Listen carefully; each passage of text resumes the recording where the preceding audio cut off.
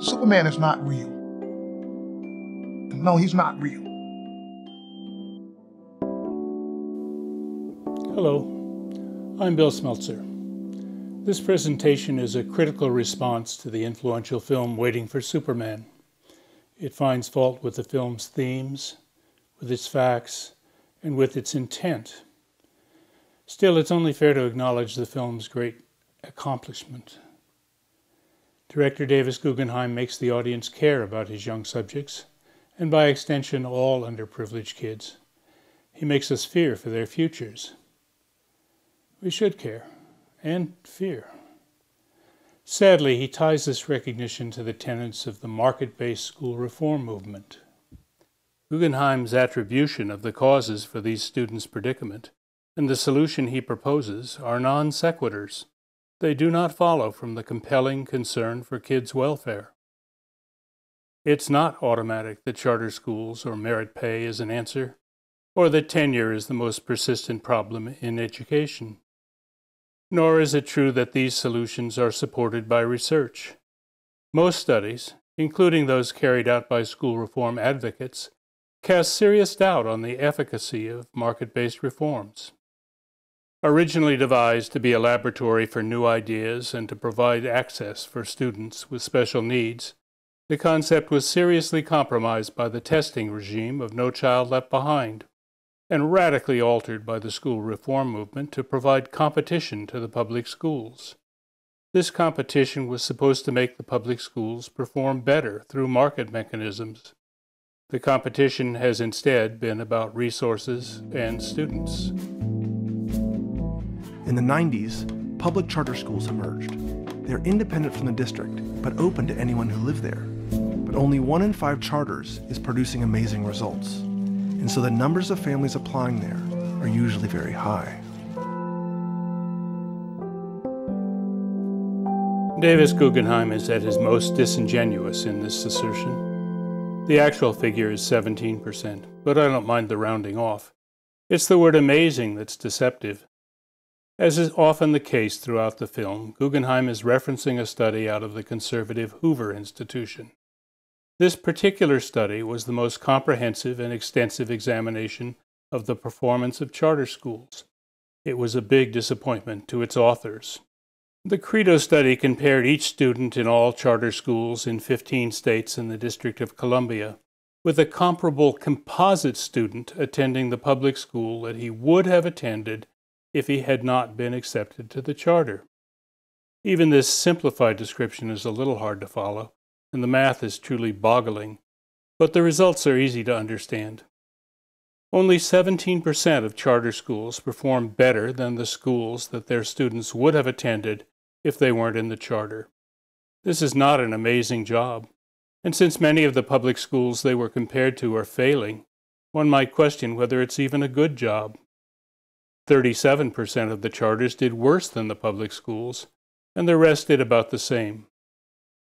The CREDO study should not have come as a surprise. Previously, a study by Mathematica had found similar results. As far back as 2003, the National Center for Educational Statistics analyzed NAEP data and found that charter school students had fallen behind their public school peers. The schools featured in Waiting for Superman are perhaps in the top 1% or even a fraction of a percent of all charter schools. And pop! Out of the egg came a tiny caterpillar. Even if there are very few excellent charter schools, surely they can stand as exemplars. Surely they are modeling approaches and techniques which can be replicated. Well, maybe. In fact, instruction in most charter schools is very similar to instruction in public schools. I want somebody to come up and draw 3 quarters for me. 1, 2, 3, 4. We broke them up into thirds. Each circle represents what fraction now? 3. 3 what? Thirds. 3 thirds. 3 over 3. 1 plus 7 equals... It's not surprising, really. The schools share the same mission. They draw upon the same pool of teachers, who are educated at the same universities. It doesn't matter how heavy it is. So she turned her multiplication tables into a song.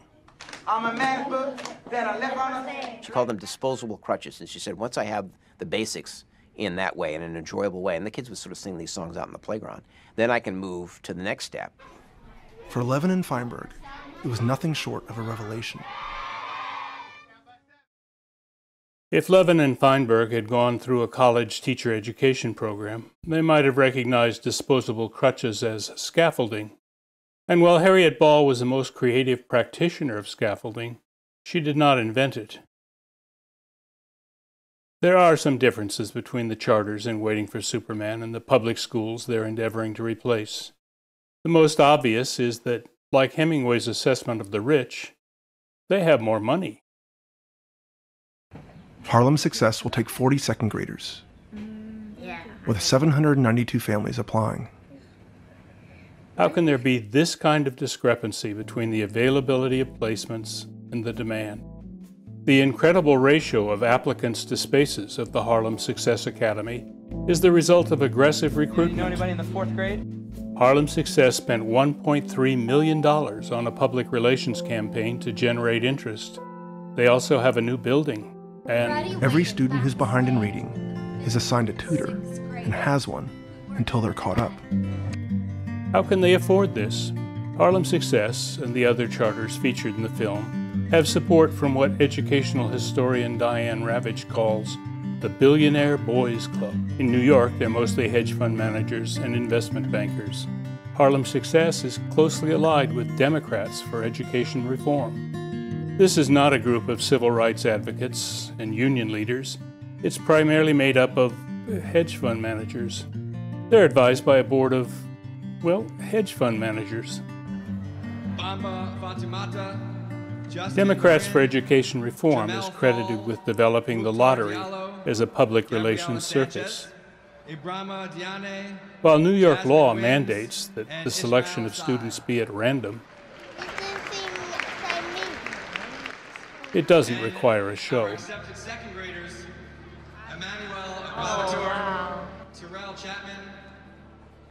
Other New York charters show the same pattern.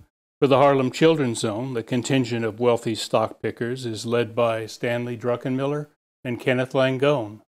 Both are on the Forbes list of the 400 wealthiest Americans. The schools have an endowment of $200 million. Hedge fund giant Stan Druckenmiller is retiring. In 1992, he famously broke the Bank of England. Believe me, we will pay a terrible price if we don't back off. In Washington, D.C., the Seed School adds some local flavor to the mix by including some lobbyists. Oprah Winfrey, who's also on the list of 400, provides financial support. This list of givers to the KIPP Foundation is augmented by generous partners who directly support each school. The Waltons provided $60 million, numbers 6 through 9 on the Forbes list. The Fisher family, also with 4 members on the list, provided even more. All of these schools are supported by the most generous donor of all, the taxpayer. Why does Harlem Success want so many applicants that they just have to disappoint? Therein lies the tale.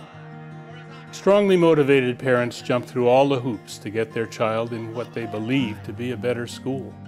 Other parents, lacking the sophistication or the will necessary to complete the application process, stay with the public schools. This is called self-selection. Self-selection is a powerful mechanism for controlling the makeup of the student body. It is not the only one. Back in the early days of the Milwaukee voucher program, memos circulated from right-wing sponsors to private school authorities about how to ensure that the applying voucher students were appropriate for your school. The method was, and is, to use a post-lottery interview to discourage the parents of inappropriate applicants by stressing the very stringent requirements for parental involvement and the potential costliness of attending. This is called counseling out. 22. Consider Anthony's story in Waiting for Superman. The remaining numbers will be on our waiting list. I'm actually calling with some good news. We have a space for you. Thank you. Inappropriate students who are accidentally admitted may be returned to the public school at the whim of the charter, and many are. Charter schools in general avoid taking students with special needs, who tend to be more costly and have lower test scores. Desperately poor kids, English language learners, and those in special education are all underrepresented in charter enrollment. These figures are from New York City, but the pattern is even worse nationwide. This graph of the New York City charter school organizations featured in Waiting for Superman shows the discrepancy. The blue bar represents schools located near the charter schools shown in red. In addition to taking fewer special ed students, charters tend to take the ones with the mildest and cheapest disabilities. Creaming, enrolling the most able students out of the public school population, leaves the public schools depleted of academically strong students and of positive student leadership. It co-opts the most potent parent advocates for the public schools. But the experts refused to accept that this was anything more than a few charismatic leaders, an idea that could never be repeated or brought to scale. 16 years later, there are 82 KIPP schools across the country, each in low-income, underperforming neighborhoods. Each new KIPP school merely takes the cream off the neighborhood schools in the community where it locates. To bring their model to scale, KIPP would have to establish that they're able to serve all students. I think the KIPP schools work for some kids, but I think that they don't necessarily work for all kids. And I think that a strategy that's really going to work in a single neighborhood or in a city like New Haven or in the state is going to be much more complicated than just, having these excellent high-performing middle schools. I think it's got to start earlier, it's got to be more all-encompassing, it's got to work for kids whose parents are not engaged in their education, who don't really care where they go to school, who aren't going to help them with their homework, aren't going to sign a contract to say they'll help them with their homework. Those kids deserve success just as much as the kids whose parents are totally gung-ho and are completely on board. You can't beat their data. We have now data from the first 1,000 kids who have gone through 4 years of KIPP. Those kids have gone from the 32nd to the 60th percentile in reading, and from the 40th to the 82nd percentile in math. We have never had those kinds of gains for low-income kids. This is impressive improvement, but because of attrition, lower performing students returning to the public schools, the kids taking the test in year 4 are a high-performing subset of the originally admitted students, who are, because of creaming, already a high-performing subset of the general student population. In Jeffrey Canada's program, there are 8,000 students. In a neighborhood where less than 1 out of 10 residents have a college degree, 9 out of 10 are proficient in math and are on track to go to a 4-year college. That's just wrong. There weren't 8,000 students in the Harlem Children's Zone's charter schools. There were closer to 800. And while they got high marks on the 2009 New York State math test, proficient on that test maps to below basic on the nation's report card. And those scores plummeted in 2010 when New York changed the state test. Only 15% of the Promise Academy's 7th graders passed the new test. It's uncertain whether the 2010 scores were available when Waiting for Superman finished post-production. But no corrections have been made in the dozens of interviews that have happened since. And of course the enrollment figures were just plain wrong. Part of the reason for this precipitous drop in the scores had to do with the incompetent administration of the New York test in general, encouraging teaching to the test by publishing the questions each year and reusing the questions over and over, thereby guaranteeing ever-rising scores. But part of it is the result of policies promulgated by Canada, Druckenmiller, and Langone. Paul Tough wrote the book on the Harlem Children's Zone's charter schools. He's an admirer of Jeffrey Canada, but he's also a clear-eyed reporter, and whatever it takes is much more nuanced than Waiting for Superman. Tough lets us see how test preparation went from being an aspect of the Promise Academy's middle schools program to being its exclusive focus, and how this was driven by the board. It did not work. The test scores were abysmal. Canada fired the principal, the superintendent, and 12 teachers quit. Between the firing and the quitting, half the teachers in the middle school did not return for the second year. The Promise Academy had abandoned any semblance of a rounded curriculum. And the abandoning wasn't over. But despite the failures of reformers before him, Jeffrey Canada made a promise to the families of Harlem. Your child comes to this school, we will guarantee that we will get your child into college. We will be with you, with your child, from the moment they enter our school till the moment they graduate from college.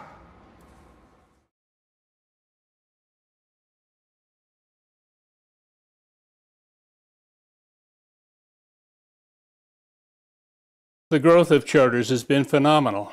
In Washington, D.C., a third of the schools are now charters. In Detroit, it's 40%. New Orleans, 70%. This is not nibbling around the edges of the traditional schools. It's taking great big bites. When there were just a few charter schools, housing them was not much of a problem. But as reformers made more and more charters, they started claiming space in the public school buildings and forcing out students from their neighborhood schools. Consider Francisco's story. They're in a district that's the third largest overcrowded school in the Bronx.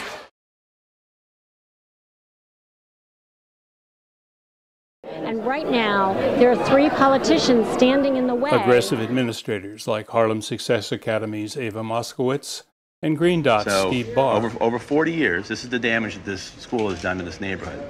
Battled successfully to take over schools, or parts of schools, from principals who were unequipped to deal with guerrilla tactics. Around the country, schools were closed with an eye to handing the buildings over to charter management companies.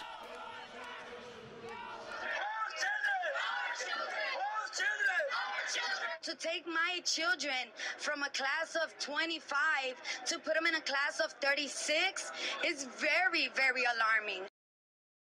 Waiting for Superman presents America's educational dilemma as being made up of 2 separate problems. The first is the very real problem of the educational outcomes of the poor.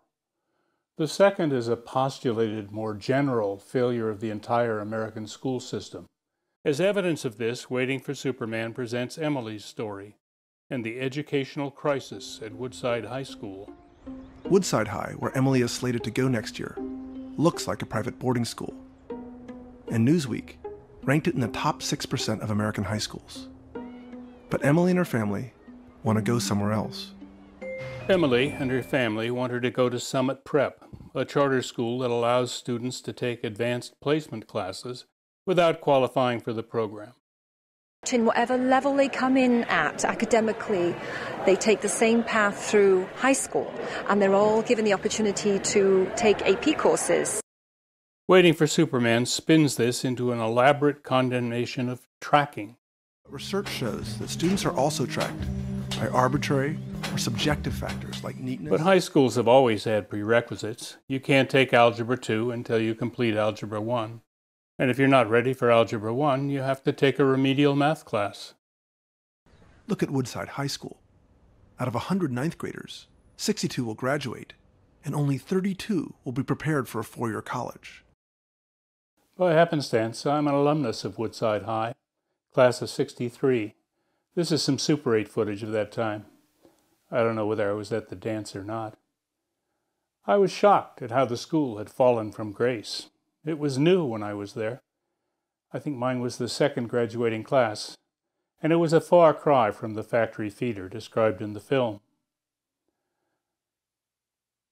The attendance area included wealthy Woodside, Atherton, and Portola Valley. The parking lot was full of expensive cars. Some of us were dropped off in our father's pickup trucks, but even we went to college because California had a very accessible system of higher education. Woodside is a more diverse school than when I was there, but I was shocked to find that 38% dropped out and that only 32% went on to college. So I looked it up. California collects test scores and other data from each school and publishes it in the school report card. It's an official document and easily accessible through the district's website. The figures here are very different where Waiting for Superman reports a 38% dropout rate. The report card says it's 2%. The college admission rate was even more misleading. The California State University system is designed to accept the top 1/3 of high school graduates. The percent reported by Davis Guggenheim seems to be this number. So 32% of Woodside's graduates go to state schools, and the other 68% wind up on Skid Row. Perhaps there's another explanation. Students who go out of state to community college, students who go to private universities, whether in California or outside California, students who attend public universities outside of California. The filmmaker never talked to him or much less visited the school. How then, he says, can the film describe Woodside as a not-so-bad school? Woodside High, where Emily is slated to go next year, looks like a private boarding school. And Newsweek ranked it in the top 6% of American high schools. Initially, I thought the presentation of this fact was a throwaway, a little piece of contrary evidence that you're duty-bound to reveal, but wish to de-emphasize. But I've come to see it as central to the narrative. If a school in the 94th percentile is this bad, what is a school in the 50th percentile, or the 20th? Middle-class schools suffer from the same dysfunction as urban schools. But because they attract more high-performing students, their test scores are inflated. Huh? So a high-performing public school is really just a low-performing public school where the students are doing well. Profundity is just absurdity in slow motion with a sickly greenish tint. I did not find Emily's story to be as compelling as the disadvantaged children in the film. Emily herself is charming and engaging, and the idea that she might not be able to go to college is distressing. But while California's universities have high admission standards, many private colleges accept almost anyone who can pay. And almost within sight of Woodside High is Kenyatta College, a high-quality two-year college. Emily's probably not going to drop out, and it's very unlikely she'll go to prison. But her test scores are low, which means the stakes for her next year are high. It is but a small leap to infer that Emily's low scores are in math. I'm not very good at math, but I think I'd say it's my favorite subject. She says that she doesn't do well in math. Only like 5 or 6 people working, but in the factories. And she's so articulate that it seems unlikely that she's not performing well in English. If so, her parents may have made a strategic error, because Woodside significantly outperforms Summit Prep in math. Woodside's scores are very close to the district average, the light blue bar. The clear lessons of the high-performing charter schools in Waiting for Superman are perhaps not what their sponsors are trying to teach. First, their resources matter. These schools are rich. They have resources equal to the most exclusive private schools. To claim that they are competing with public schools on a level footing is either disingenuous or naive. The second lesson is that it's critical that adults control the social environment of a school. These schools largely create conditions conducive to learning in a way that cannot be duplicated in the public schools. They're selective about who can get in and who can stay in. The public schools accept all students. The lesson taught by the film itself is also clear. Claims made by school reform advocates must be subjected to careful scrutiny. The movement tends to the sophisticated distortions of marketing and advertising in support of their most unsophisticated approach to how kids learn. It should be simple. A teacher in a schoolhouse, filling her students with knowledge and sending them on their way.